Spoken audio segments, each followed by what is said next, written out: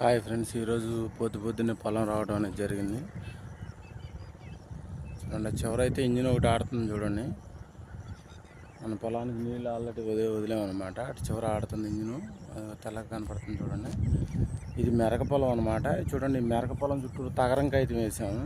ఇటువైపు తగరంకాయ ఎందుకు వేసామంటే పద్దాక కింద హోల్స్ పడి వాటర్ మొత్తం కూడా బయటికి ఈ పక్కన బోధిలోకి వెళ్ళిపోతున్నాయి. ఈ బోధి పల్లం అనమాట. ఈ కనపడే బోధి పల్లము బాగా ఈ పొలంలో నీళ్లు మొత్తం కూడా కిందకి వెళ్ళిపోతున్నాయి. తగరంకాయ వేయటం వల్ల ఏంటంటే హోల్స్ పడే అవకాశం అనేది లేదు. పీతలు బెజ్జాలు పెట్టేసి ఆ నీళ్లు మొత్తం కూడా నైట్ కిందకి వెళ్ళిపోతున్నాయి అనమాట.